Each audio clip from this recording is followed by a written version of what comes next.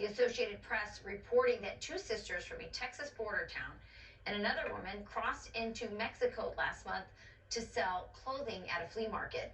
The women were reportedly traveling in a mid-90s green Chevy Silverado, heading to a Mexican city about 3 hours away. The FBI and Border Patrol are aware of the situation. Families of the missing women also saying they are in touch with police in Mexico. Interesting that we're only hearing about this now. Yeah, no doubt.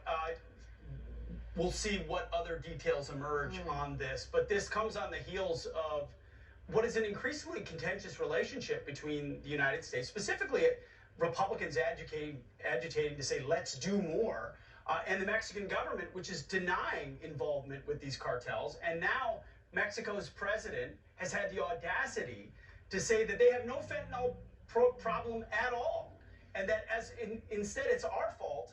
And he's threatening to launch an information campaign targeting U.S. politicians. He's targeting Hispanics, saying, yes. Well, politicians and Hispanics, voters, American voters, saying he's going to. So Will, they're pumping us fentanyl, but it's our fault, and as a result, they're going to try to tell voters it's our fault? Yeah, and don't let the sort of placid tones of the translator here anesthetize you into thinking what you're about to hear isn't absolutely toxic. This is akin to a drug dealer telling you it's your problem, you're addicted to my drugs. This is Andres Manuel Lopez Obrador, the president of Mexico, saying, hey, fentanyl, that's an American problem. Watch. We don't produce fentanyl, and we don't have consumption of fentanyl. We regret very much what is happening in the United States, but why don't they attend to the problem? Why don't they combat the distribution of fentanyl in the United States? The cartels of the United States are in charge of distributing fentanyl. And even deeper, why don't they attend to their young people? Why don't they attend to the grave problem of social decay? I would just like to tell them that either they change their treatment of Mexico, or from today, we will start an information campaign in the United States so that all Mexicans, our fellow countrymen, know about this aggression by the Republicans against Mexico. And if they continue with this attitude, we will insist not one Mexican or Hispanic vote. So, Rachel, I want to make a couple, if I might, really quickly. It's true that there is social decay in the United States of America, but I don't think it's appropriate for a foreign leader that's the source of a fentanyl poisoning of Americans to point that out, because fentanyl isn't an overdose problem. Fentanyl is a poisoning problem. People are taking that and dying without knowing they're taking fentanyl. And I don't think this is simply an American problem. This is a problem for the people of Mexico. They could be relieved of the narco state under which they live. And finally, Rachel, I just, as you do as well this morning, I find it a joke that AMLO thinks he can tell you, a Mexican American, how you're going to vote when you cast your ballot in the United States of America. Yeah, I've never once thought about what Lopez Obrador thinks when I go to the voting booth.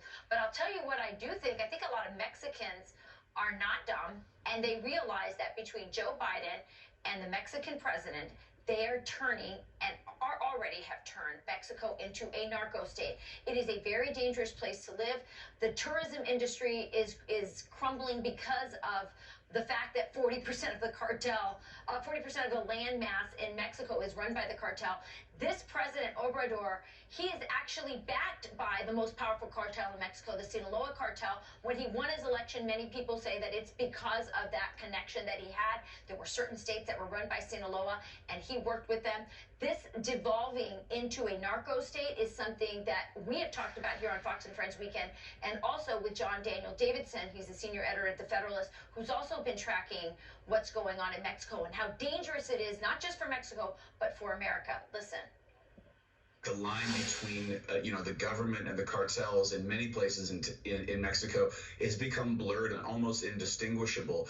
We see the most powerful cartel in Mexico, the Sinaloa cartel, is aligned with the ruling Moreno party of President Lopez Obrador, and we saw that in the last round of national and state elections in Mexico, where Moreno won in Sinaloa state thanks to the help of the cartel. So there's a real collusion. I know Democrats like to use the word collusion. There's a real collusion between the Mexican government and these cartels, and U.S. policymakers have got to wake up to this and get real about what's really happening on the southern border.